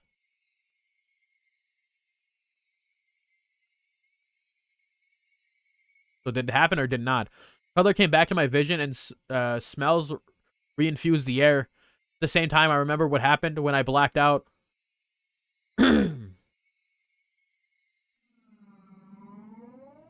Back in distortion land, I see. Rena and Mion had attacked me. They were about to inject me with whatever caused the same symptoms of Tomitake-san. But right before that happened, I fought back. I twisted my whole body and threw Rena as she was pinning my arms. Then I followed through with my spin and rammed my foot as hard as I can into Mion's torso. It was soft. Rena tried jumping on me, so I tackled her as hard as I could and slammed her against the wall. I didn't let that brief moment of having them off balance slip by. Satoshi's bat was left carelessly on the side of my desk. Damn. Weep. At that moment, everything went pitch black. There was nothing recorded past this moment in the videotape in my head. No, that isn't right. It wasn't that there was nothing recorded. It was recorded just fine. Just the other me inside myself had told me to not to look and had turned off the TV.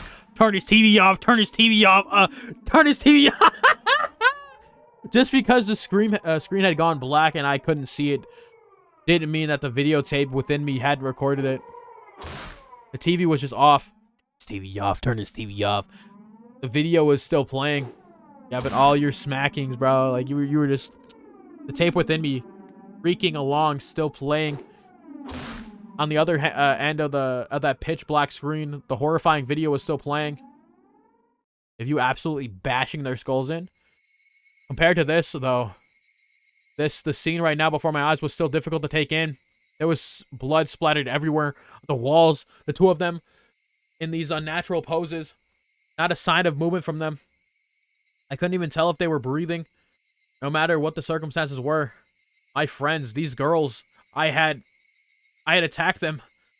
I may have even killed them.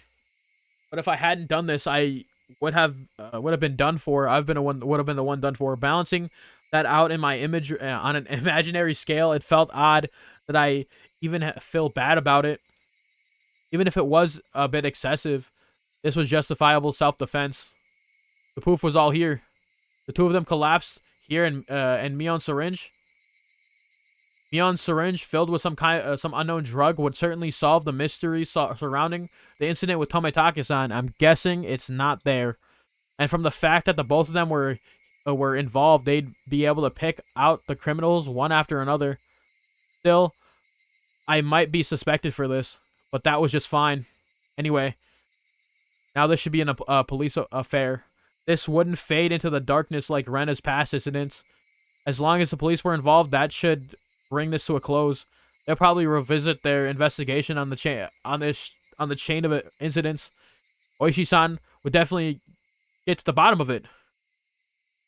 This is so bad. Meaning my wish of not wanting to die, of wanting to know the truth that would be fulfilling in its most basic form. It was all a matter of time now. Dr. Rena called should be getting here now soon. I'll confess everything to him. I needed to contact Oishi-san. Yeah, this is not happening. This is not how it's happening, bro. At that moment, I remembered. Besides the doctor, a manager had been called. It was easy to imagine that they were someone deeply involved with the incidents, judging from Rena and Mion's conversation. The ache in my chest caused by the gruesome deed I'd done dissipated. It was not over yet. This place was no longer safe. Stay calm, KEIICHI MAEBARA. It's not over yet. I needed to live long enough to tell the police of this incident. At that moment, I felt like I heard someone's voice from outside. Since people were speaking, it must mean there's more than one person. I moved the curtain over so slightly and peered outside. It was a bizarre sight. About 4 or 5 grown men were gathered at the gate. They very much resembled the 2 men who had assaulted me at the dam site, but today, those 2 might even be among them. There was one person wearing a white coat, but he didn't look like a doctor at all.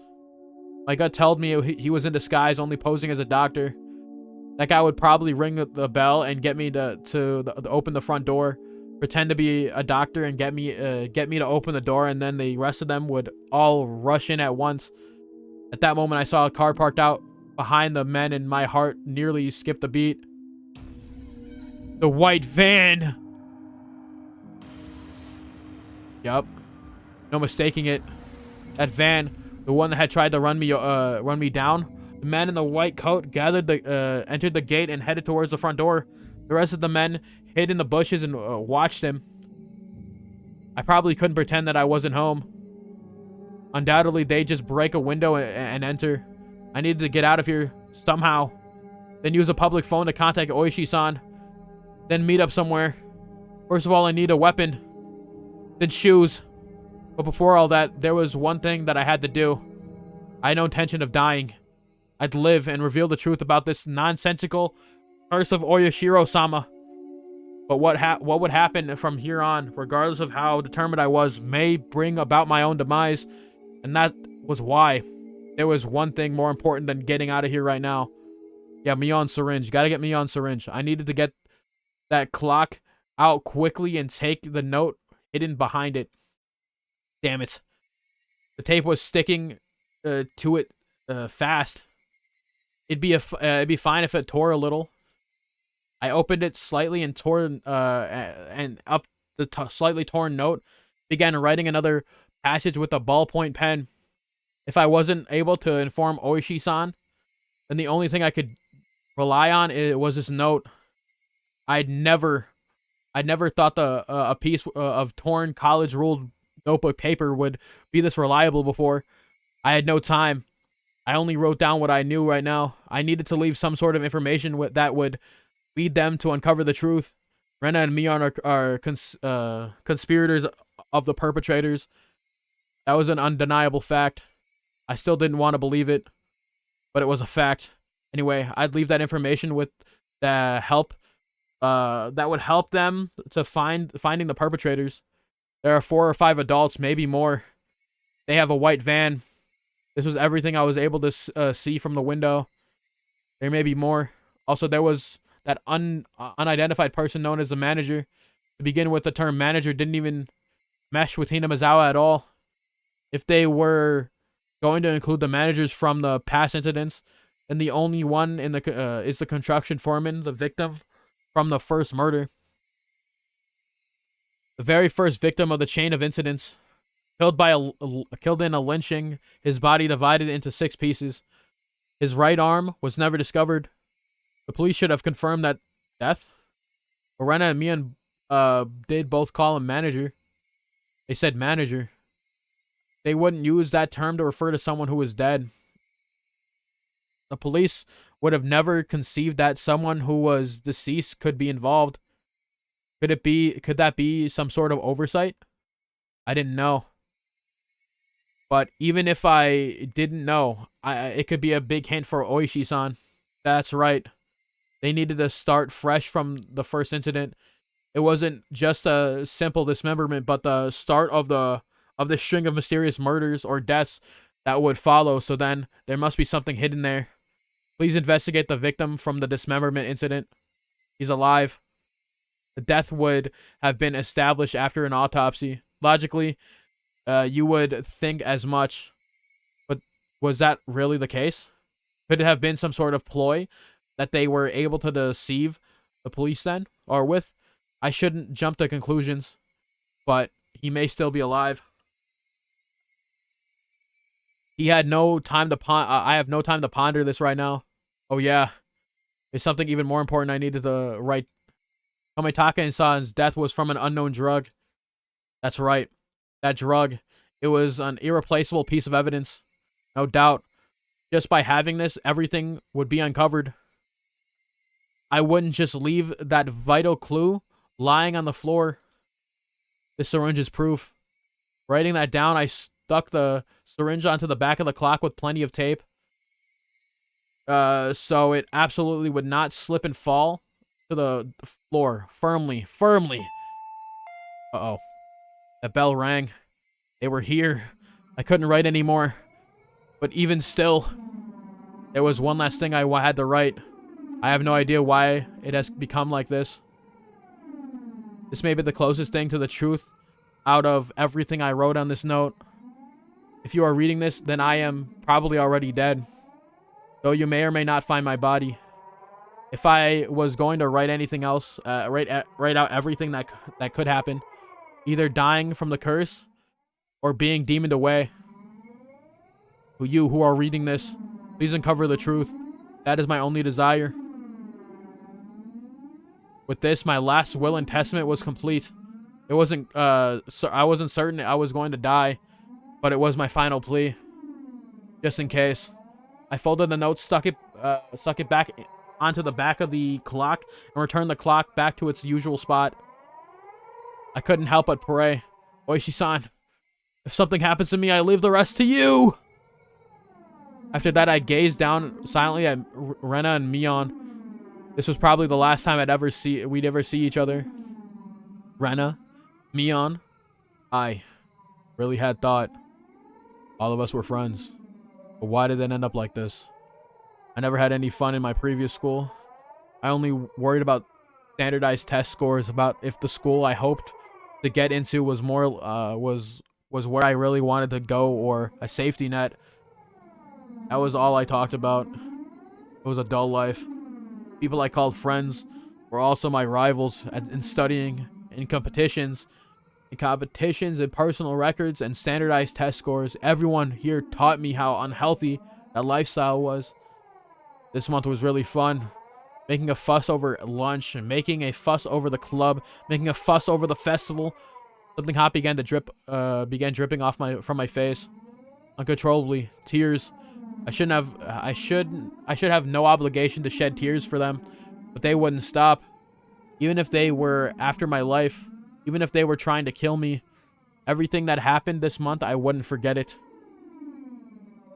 What are we doing? Or could it be that those happy days were all a facade as well? Was it all a trap, meticulously orchestrated up until today to ensnare me? Could it have been that I had just arbitrarily assumed that they were my friends? That couldn't have been the case. Both Rena and Mion, they were my friends. Those happy days, there was nothing fake or unclear about them. Someone probably forced them to try to kill me, or their minds were taken over, possessed by a supernatural entity known as Aoyashiro-sama. Regardless, both Rena and Mion, they were my best friends ever. And when they were coming after me, it wasn't of their own volition. Wait. They were the kind of people to sell off their friends regardless of whether or not they were forced. There's no way such a thing like being possessed by Oyashiro-sama could happen in reality. Then did the real Rena and Mion come after me? What was I thinking? What a silly, dumb idea. Having beaten down both Rena and Mion, I was still debating if they were the real ones or fakes. There was no real or fake. Only reality that was before me. Rena and Mion were sprawled out at my feet. That was the only truth.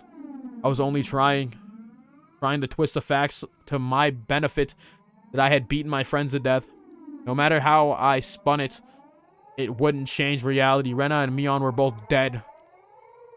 It felt like there was a crack in the dam of strange emotions I was holding back. It felt like my calm state, which was nothing more than a bluff, had receded, and in that opening, insanity was leaking out. I killed them. Rena and Mion, I killed them. The doorbell rang again. The unrelenting echo pulled me back into the state of composure once again. I didn't have a moment to spare. Quickly, I needed to get away. I didn't want to die. I want to uncover everything after that. I would uncover everything after that. The identity of whoever or whatever had pushed me this far. Even if I had to drink mud and eat grass, I would survive. I would survive. I would definitely survive. I killed Rena for that very reason. I also killed Mion. I went that far just to keep living, so I can't die. For my sake And for the sake of the late Rena and Mion, I have to survive. I ran towards the door and grabbed my shoes. The doorbell rang again as if to urge me on. Behind the single solitary door, they were there. Keeping quiet, I headed towards the kitchen, headed towards the back door. Before opening the back door, I put my ear to it and checked for people outside. No one? After I put on my shoes, I opened the door slowly so as to not make a sound. There he is! The back door! A piercing voice echoed out. That voice stabbed through me, setting my hair on end. I had to run. Get out of here, KEIICHI! One after another, I felt stuff like rotational, right? I felt stuff like rationale and intelligence. Those were things you use when you would have time to spare spill out of me. I didn't feel any pain from the branches scratching my arms and forehead. My autonomous pulsating heart also felt neither fatigue or pain. My entire being just wished to live. There was nothing else it desired. It probably had no complaints whatsoever, so of course I wouldn't feel fatigued. I just ran recklessly, rushed in the direction I was already heading. Even if nobody was chasing after me, I'd still be running like this. There wasn't a thought in my mind about where I was heading. Turning around, I felt the presence right next to me. That presence was without a doubt chasing me like my shadow. If I took even one misstep, I would be devoured. That's what I thought. So I didn't turn around. I didn't stop. I ran at full speed. Get to the next city, boy. That's where I'd go. That was the chirping of the Higurashi telling me it was evening, trying to tell me something, and then I finally heard it. The wailing cry of victims who didn't make it. Would I be joining them?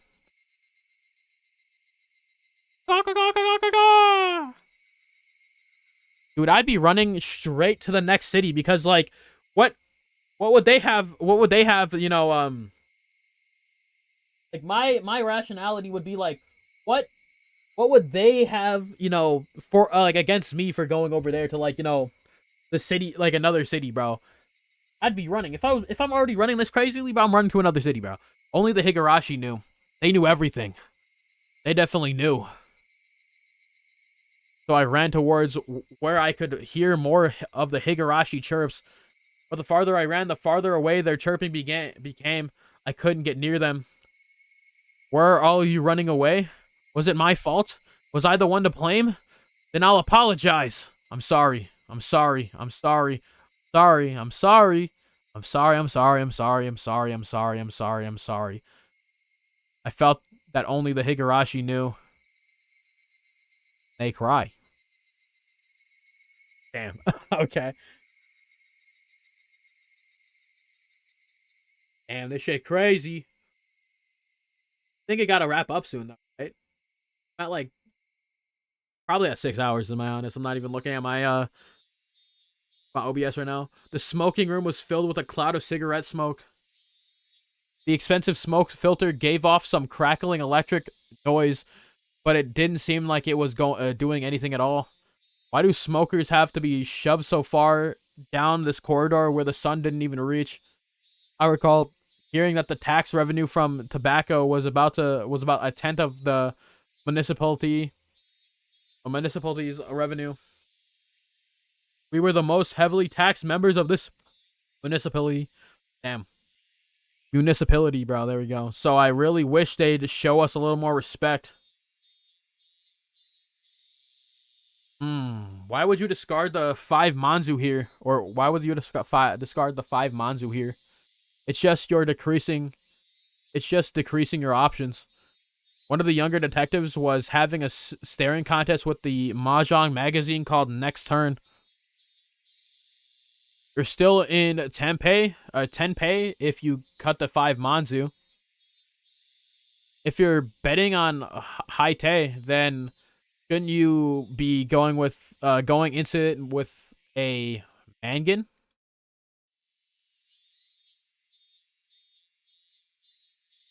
Kuma-chan, look at that pond.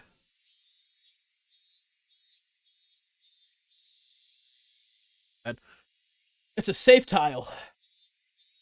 You'd hate it. You'd hate it if at endgame someone was sitting on the tenpei on the last turn, wouldn't you? I don't know how to play Mahjong, dog. I'm gonna keep it a buck. I'm gonna keep it a buck. I don't know how the fuck they play in the game. Whatever this game is, bro.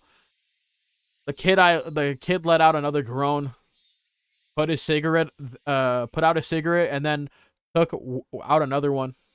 I just don't agree. Why would you reduce your two options? By the way, you can't call Ron with your winning tile in that Heite. What? Why is that? Just then, I heard a voice coming from down the hall. Are you here, Oishi-san? You have a call from a civilian. Whoa, ain't that something? Well, see you soon. Oishi, why can't you call Ron on it, man? Oh, hold on for a second, Oishi-san. Yeah, no, fuck off, bro. Fuck you and your mahjong, nigga. The man sitting on the seat Oishi-san was heading towards waved at the telephone receiver. Outside line. From a payphone. Oh, why, thank you. Sorry to keep you waiting. This is Oishi. Who is it? Oh, Oishi-san. Hello? If it isn't Maebara-san. Why, good evening. From the tone of Maebara's voice, I already knew he was in a predicament. Yeah. This was the first time Maebara had phoned me. And he was calling from a payphone. Please calm down. Did something happen? Well. His voice was erratic over the line. He had completely lost his sense of composure. After checking that nobody else could hear, I prompted him in a hushed tone. What happened? Calm down, Maebara-san. I can have the local officers head to your location. I'll be there soon, too. I think that's impossible. His voice was quivering and hoarse. He wasn't surrounded by people even as he was making this call, was he? Maebara-san, you're calling from a payphone, right? Right now, right? Where is that payphone? There was no other sounds beside Maebara's voice. It had to be a phone booth. I scratched out a note and thrust it at my colleague sitting across from me. Hinamizawa payphone booth. He understood quickly and hastily started on the internal lines. Calm down, Maebara-san. What is your current situation? It usually wasn't a good idea to tell someone panicking to do so, but this was not a usual case. Maebara-kun didn't just get in trouble, get away, and then call me. He was in the midst of something dangerous right now. But yelling at Maebara-kun right now would just needlessly cause him to be even more frantic. Maebara-kun wasn't just calling to seek help. He was trying to tell us something more than that. And whatever that was, if I didn't get it from this call, I was certain that there would never be another chance. My colleague pushed a note in front of me. There's only one booth in Hinamizawa. A patrol car is on its way. 5 minutes. That's too long. How many officers are in there? 2? Not enough. If it was as I imagined, there are most likely like a few people surrounding Maebara-kun. 5 minutes was too long. Did you call the officer station in Hinamizawa? He's scheduled to be on patrol. They're currently out, and it's impossible to contact them. God damn! Kuba-chan, bring the car around! Understood. Hello? Oishi-san? Hello? It's alright. I can hear you loud and clear. There was something wrong with Maebara-kun. That wasn't a normal coughing sound. Vomiting? Or was it blood? Had he already been attacked? Was he injured? Maebara-san, the police are on their way. They'll be there in a couple of minutes, so hold on somehow. Hello? Can you hear me? Maebara-san? I could hear on the other end of the line that he was having a coughing fit. The worst possible situation popped into my head. Maebara-san! Who is the culprit? How many are there? I thought at first the culprit was human. I couldn't tell if it was a cough or vomiting. Are you alright, Maebara-san? I thought that the culprit was a person and not Oyashiro-sama's curse up until right now. But I guess in the end, it was an intense bout of coughing, that vomiting, but I guess Oyashiro-sama does exist. No, he's here. Maebara-san, please calm down. I had been thinking it was strange for a while now. It's been following me this whole time. I run and I run and I run and I run, but it just sticks to me like a shadow. But slowly, so slowly, it's digging itself into my back. Maebara-san, are they right now, perhaps? Right behind you? Behind me. Right behind me. Please, Maebara-san. I can tell you're scared. But please. Who is it? That's right behind you. I can't just look behind me. If I do, I understand that you're scared. But please tell me. You just need to turn around a bit. Who is it? Who is behind you, Maebara-san? Right after I said that, I could hear him vomiting intensely. What followed was a nightmarish sound. Maebara-san, couldn't be that you're clawing out your own throat? There was no answer, but I could hear something like scratching. There was a bang, as if something was being hit. Maebara-kun had probably dropped the receiver.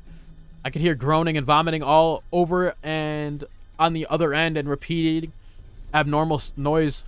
Hello? Hello? Maebara-san? Hello?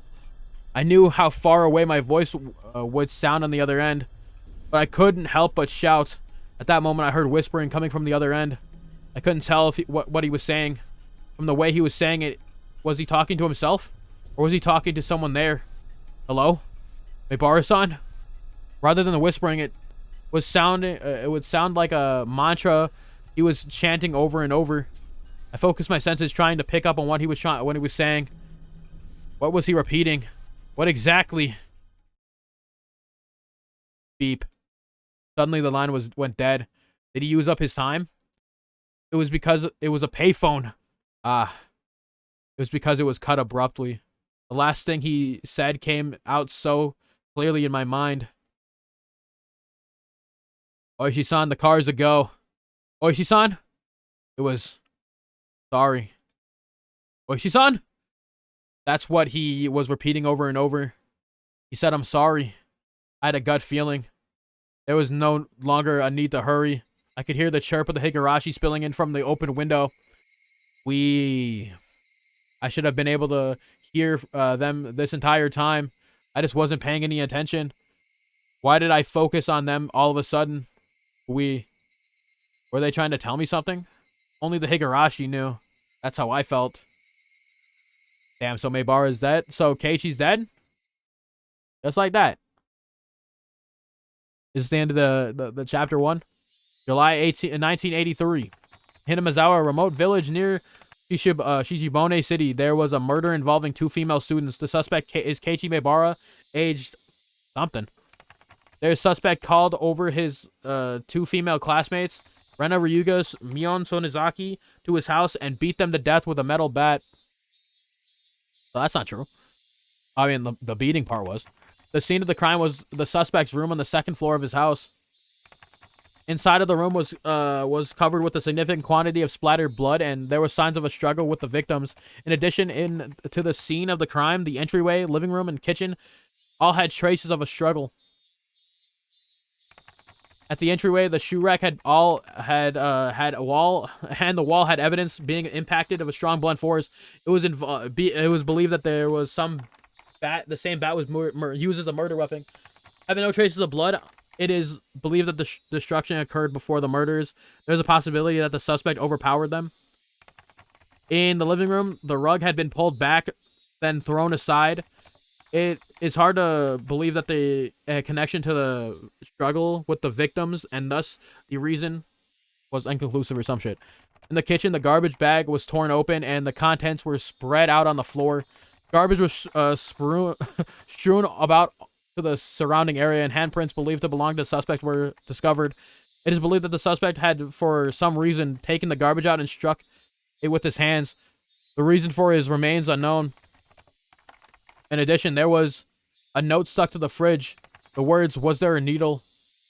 The meaning behind this was unclear. Just in case, the garbage was searched, but a needle was not discovered. Damn.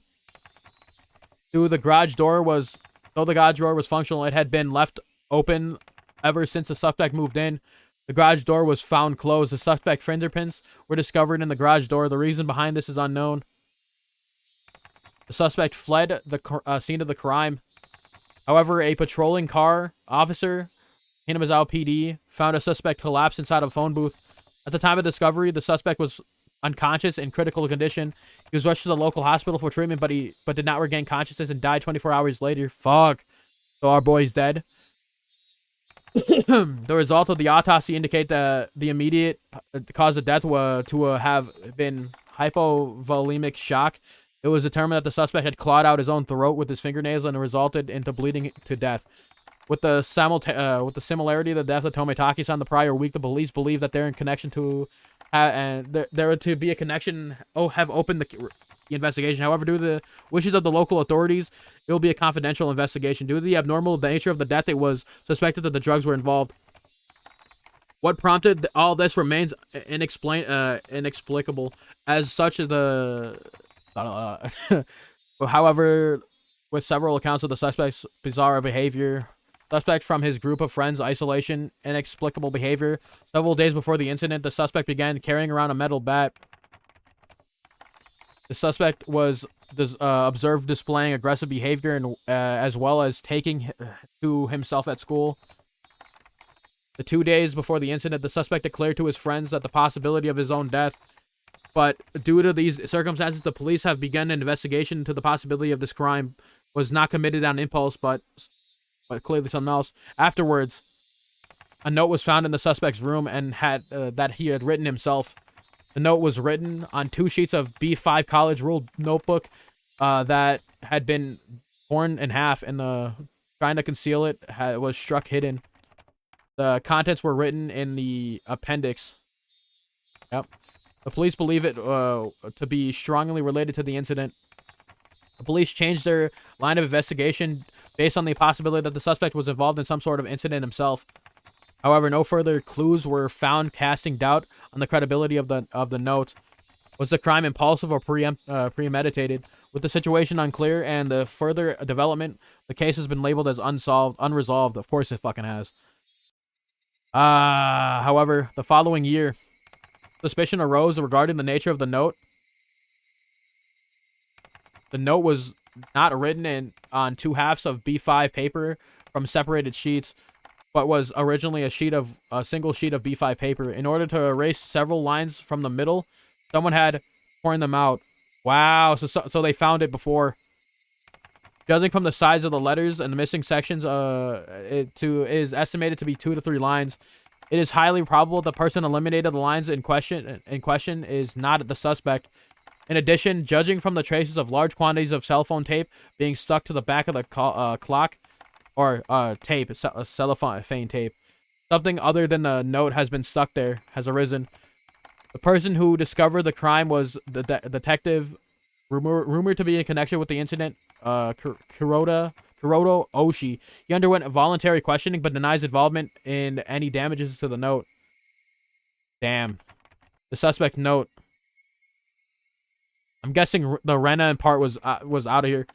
I, KEIICHI MAEBARA, am in fear in my life. I do not know why they are after my life. The only thing I do know is that it has to do with Oyashiro-sama's curse. Rena and Mion are conspirators and perpetrators. There are 4 or 5 adults, maybe more. They have a white van. This is all on the first sheet, and everything below this has been ripped out. Damn, so the whole thing with the syringe is not there. This is the second sheet. Everything above this has been ripped out. Okay. I have no idea what has become, why it has become like this. If you are reading this note, I am probably already dead. Though the only difference may be the presence or lack of a body. You who are reading this, please uncover the truth. This is my only desire. KEIICHI MAEBARA. Yeah, so they removed the part with the syringe. Yeah, because they obviously... So like, the dudes must have taken, like, the syringe out when they pulled up to KEIICHI's house. Someone must have, like, you know... put it there or found it like that. So yeah, damn, that sucks. Keiichi's dead. Who the fuck is the MCs of the next game? Like, what the fuck? Yep. Higurashi, When They Cry, 7th expansion. Welcome to Hinamizawa. Holy shit, that was a experience. New scenario has been locked on. Okay.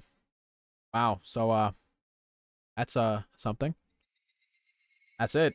That's the game, ain't it? Fuck. All right.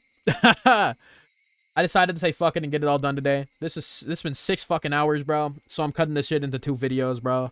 Y'all don't, now I'm not gonna sit here for a 6-hour video. But anyways, that was crazy. I was not expecting it to go out like that. Cause obviously I know that this game is crazy, but I didn't know it. I didn't know like the intricacies or the whys and the whats and the hows, but I just knew it was crazy. That's the only thing I know. So yeah, it's interesting getting to see at least some of it. If y'all want me to continue playing the Higurashi When They Cry games, I know there's like a bunch more games. Let me know. I'd love to learn more about this world that these people have created here. But anyways, maybe next time the stream will actually work and I'll actually be able to play the game for y'all live, because it would be a lot more fun that way. But anyways, I got nothing else for y'all. Hope you all have a fantastic day. And I'll see you all next time if you want me to play more. Later.